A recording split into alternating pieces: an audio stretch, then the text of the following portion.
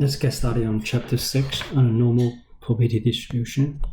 So normal probability distribution is probability distribution.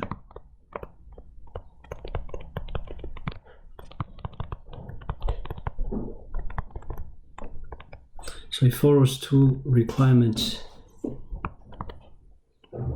First one is total probability, sum of the p of x equal to 1. Second condition is each individual probability is greater or equal to 0, less equal to 1. That's requirements for all the probability distribution. And normal probability distribution is a special probability distribution. In this chapter, we'll focus on continuous random variable. Chapter 5, we focus on the discrete random variable. So on chapter 6, we focus on continuous random variable. So normal probability distribution actually describe the characteristics of the continuous random variable. And following is a normal distribution in terms of the graphing. Curve is a bell-shaped curve, and the total probability here, summation of p of x equal to 1. So total probability and the total area under the bell curve is equal to 1. And also it's symmetrical curve, symmetrical with respect to the mean. So the mean cut the entire bell curve into half and half. So each one occupies 0.5. And this is the mathematical formula we use to describe the normal probability distribution. And here involved the x represent a continuous random variable. We also have a mean, population standard deviation. We also have a pi. Pi is approximately equal to 3.1415. Okay. Also the E. E is a natural number, is approximately 2.18.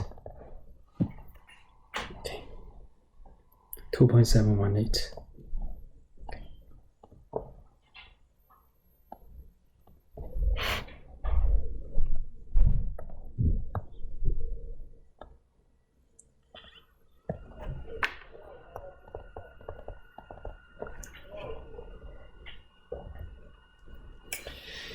So before we get to the normal probability distribution, let's start with the standard normal distribution.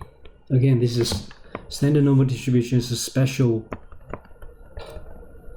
normal distribution. And the special thing about the standard normal distribution is the graph is still bell-shaped curve. Okay, we still use a bell curve to represent a standard normal distribution. And then the mean is equal to 0, mu equal to 0, standard deviation equal to 1. So if you're using z-score formula, x minus mu equal to over sigma, when mean equal to 0, x minus 0, sigma equal to 1, simplify you get x. So the z-score, standard normal distribution, the z-score is the same as the discrete random variable x. Okay. So that's a very special feature of the standard normal distribution.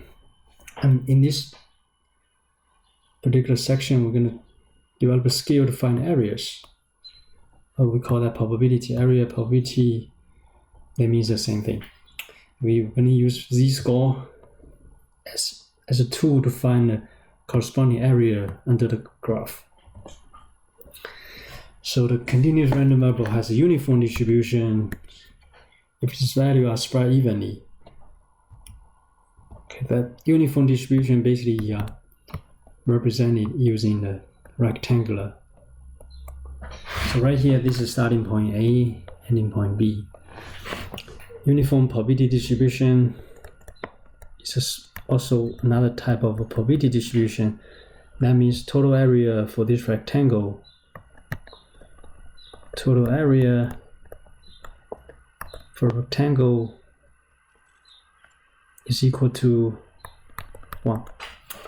That means same thing from summation of P of x equal to 1. Total probability and the curve in this rectangular shape is equal to 1.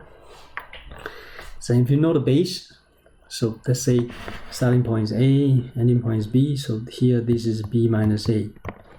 So the height, since area is equal to 1, so the height is always 1 over B minus A. So in that case, if you multiply the base times height, you get 1. Base times height, 1.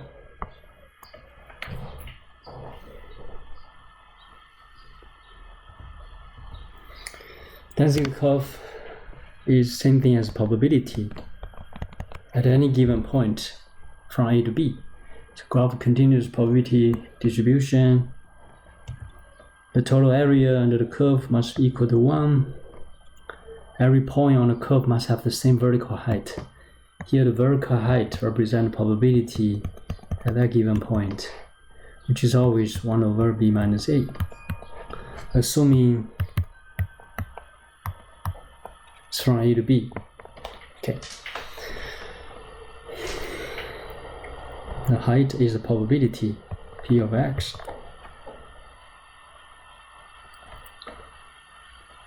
One over B minus A. That's a probability for any given point here on the horizontal axis.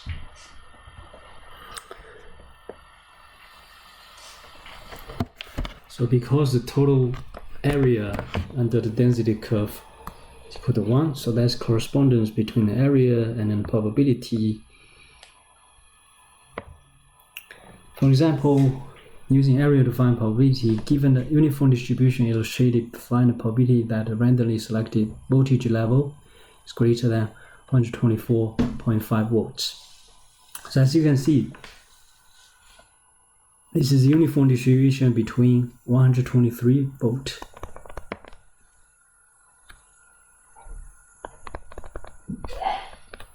to 125 volts.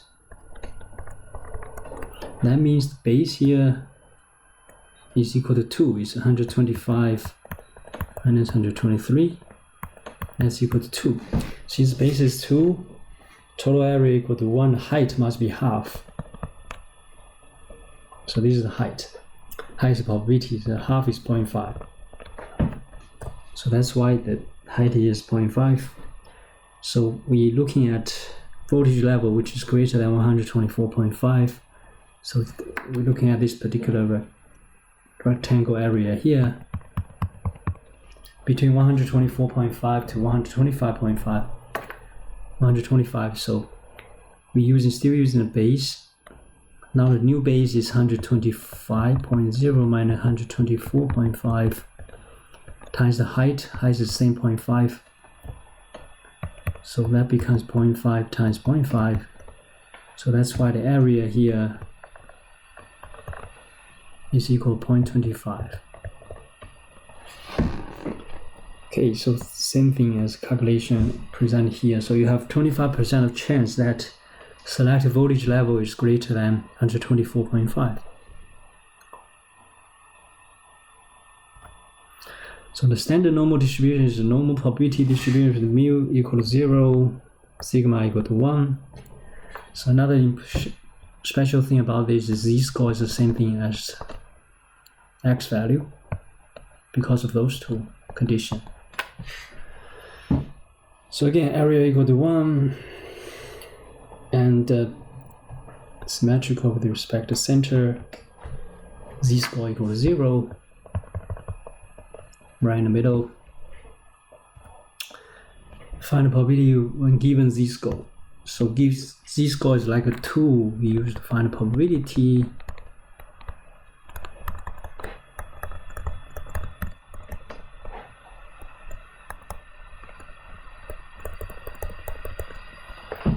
So typically we're either using technology, meaning you can use Excel,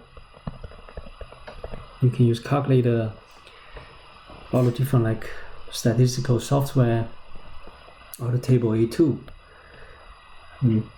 technology is strongly recommended. Okay. In this course, you can just focus on table A2. If you know how to use technology, that would be great.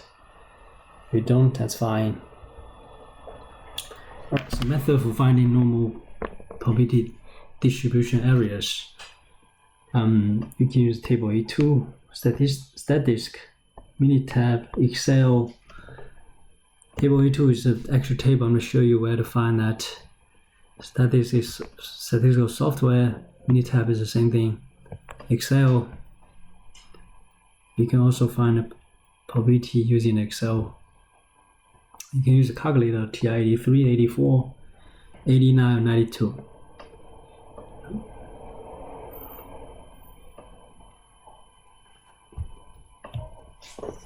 This is what the table A2 look like. Okay, so table A2, you can use a z-score here. This represents z-score. Z-score we run in two decimal places.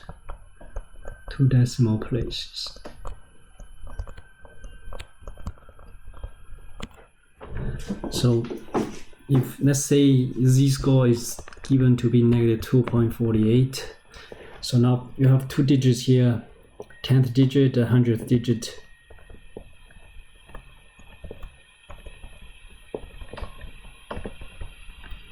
So now 100 digits is 8, right? So this is 100 digits. You locate it on the horizontal, first horizontal line, and then whole number, and then 10th digit you locate it here. So negative 2.48. So it's split into two different digits. Now they have the intercept, and the intercept turned out to be the probability here. So the probability turned out to be 0.00.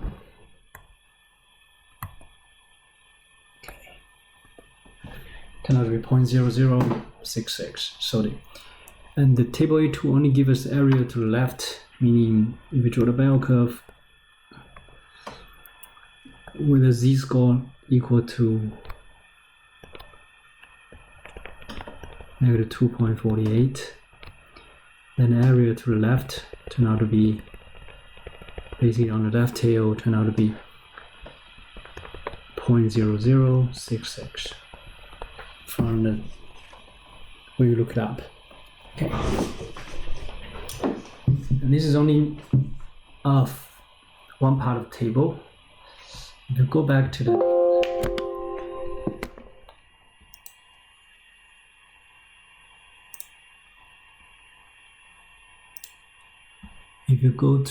the table A2, the actual table A2, right here, as you can see, you have a 2-page, right? You can easily find this on the formula sheet posted on the blackboard. You just go through them to the table A2, and on the table A2 we will find most of the z-scores here, negative 3.50 and lower using this. And it will give you different decimal places. Also, we have a second page is on a positive z-score, right here. So all these positive z-score, again, it measures area to the left. Okay. And let's continue here.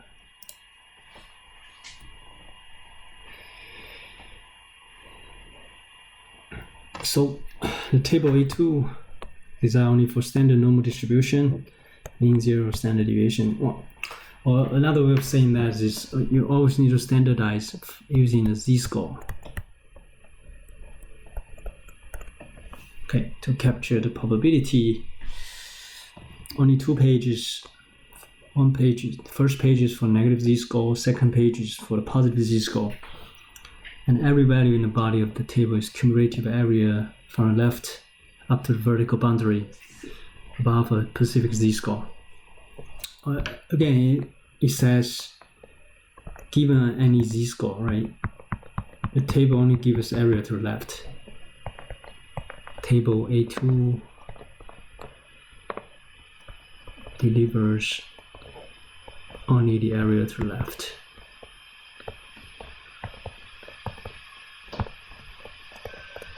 Okay, Working with the graph, confusing between z-score and the areas. So using z-score to find the area, but z-score is not the same as the area. Use the z-score to find the area.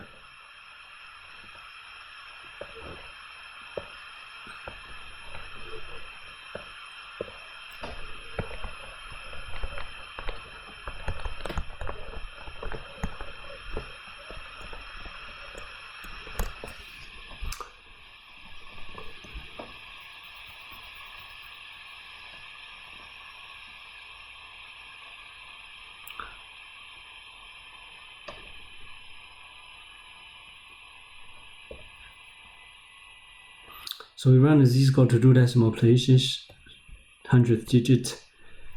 And so then use that to find out the corresponding area. Now let's take a look at the example. Let's say we have a bone mineral density test could be useful in identifying the presence of osteoporosis. The result of this test is commonly measured as a z-score, as a normal distribution, mean equal to 0, standard deviation equal to 1. So this given condition indicates it's the standard normal distribution.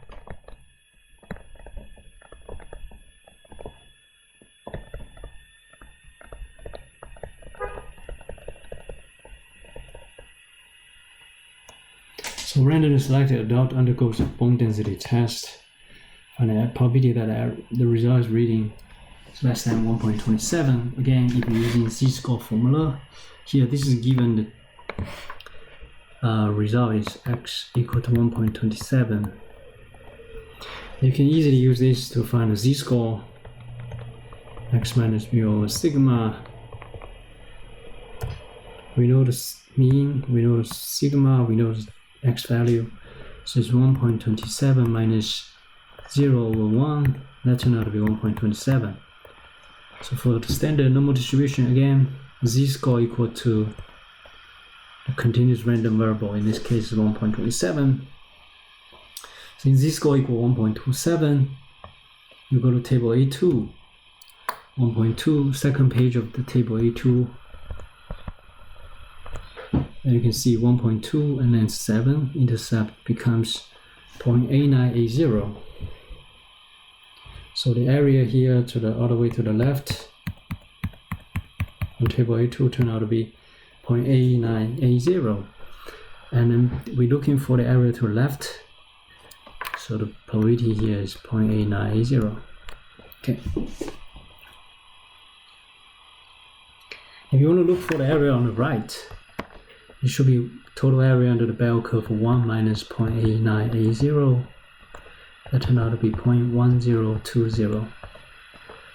That's the area to the right hand side of that z-score. Okay. So the probability of a random adult having a bone density less than 1.27 is 0.8980. So using the same bone density test, find the probability that the randomly selected person has a result above negative 1.00, which is considered to be the normal range of the bone density. So again, from the table A2, we can see that z-score equal to negative 1.00, give us probability of 0.1587. So this is the area to the left.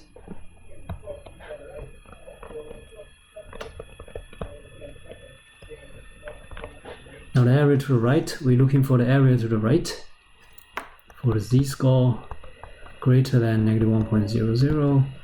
That turned out to be 1 minus 0.1587, which turned out to be 0.8413. So that's why the probability of a randomly selected adult having a bone density above negative 1 is 0.8413. So the keyword here is above. Above indicates we want area to the right.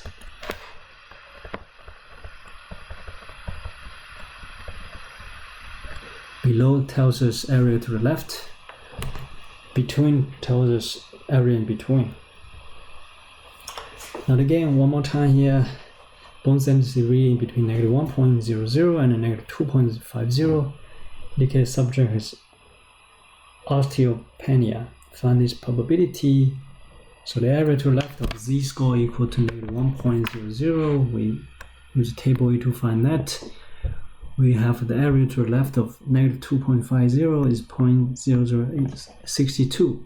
Since we're looking for the area in between, so using the bigger area here, subtract the smaller area. So this smaller area goes here, negative 2.50. Then we get a desired area in between. So this is what we're looking for. So find the difference between those two. This area minus this area, you get 0.1525.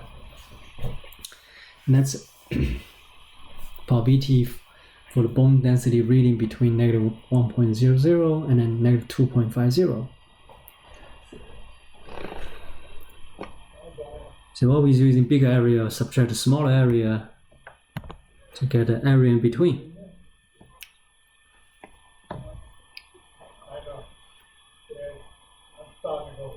Denotes probability of z-score greater than A, less than B. Denotes probability that z-score is between A and B. So that's area in between. Z-score greater than A, we're looking for the area greater than, that's what we call the area to the right.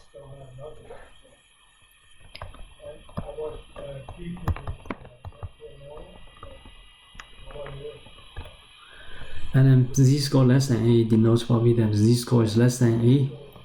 So let's look, we will look for the area to the left.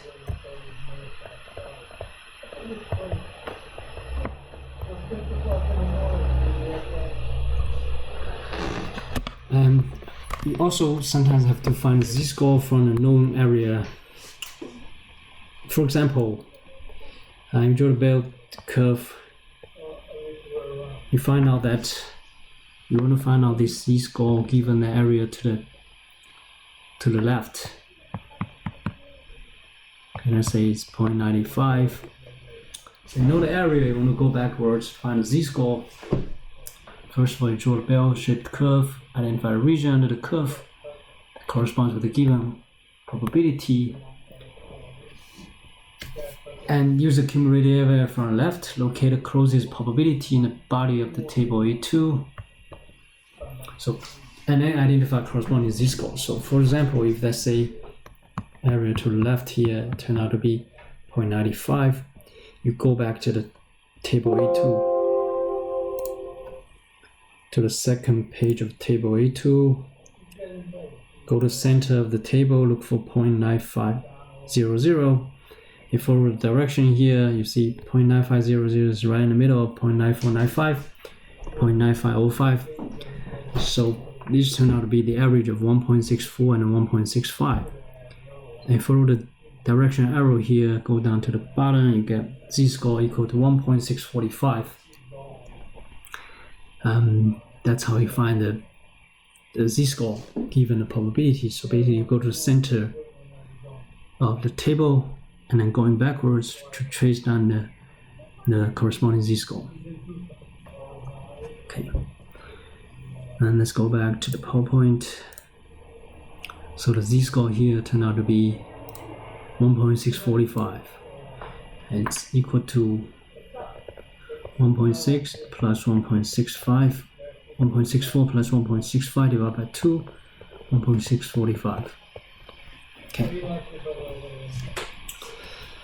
Yeah, that's exactly what we try to do here. Area equal 0.95. Area to the right is 0.05. You basically find the 95th percentile. Or you can say that find the z-score separating the bottom 95% from the top 5%. Find the z-score.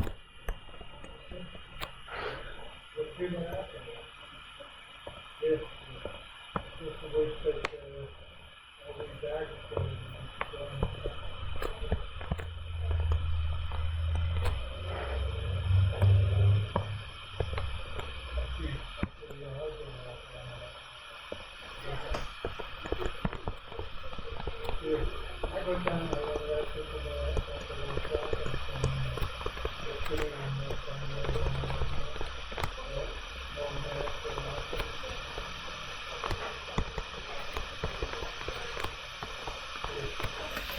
also look at it that way, or you can use percentile, meaning try to locate on the z-score correspond to the 93rd percentile, and the z-score turned out to be 1.645. You go back to the center of table A2, trace back down to the z-score. Yeah. And using the same bone density test and find the bone density score that separates the bottom 2.5%, find a score that separates the top 2.5%. So 2.5%, if you turn into a decimal, it turned out to be 0.025. On the left tail, you get a 0.025. Then go back to table A2, you'll be able to find out the corresponding z-score, which is negative 1.96.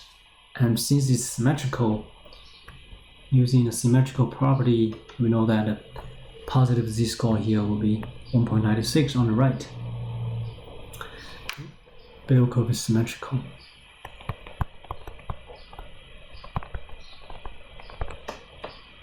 Okay. Well, you can also use the total area accumulated to the left. For the positive z-score, the total area accumulated to the left is going to be 0.95. So 1 minus 0.025 turn out to be 0.975. So use 0.975, locate the positive z-score here, 1.96. For the standard normal distribution, the critical value is a z-score separating unlikely values from those that are likely to occur. The expression z alpha denotes a z-score with an area of alpha to the right. So if you do this, draw the bell curve, z alpha here indicates area to the right equal to alpha. Okay.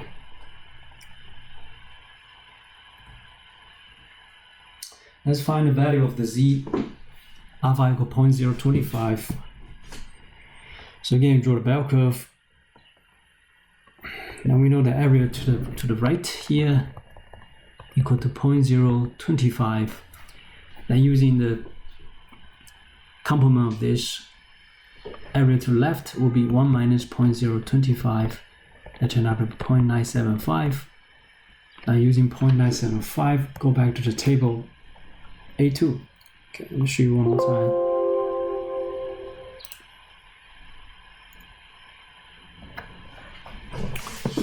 Yeah, open the page, table A2. We look for 0.975, and we should have the exact same match. 0.975 here turned out to be this. Okay, so the corresponding z-score is 1.96. Okay, 1.9 and 6 corresponds with area of 0.9750. Now let's go back here one more time.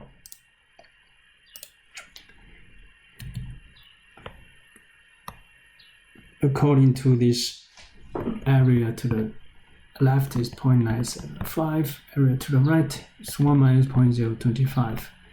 Look at that. Area to the right, 0.025, and the cutoff z-score here on the table is 1.96. Okay. Again, we're using area to find out the z-score, corresponding z-score.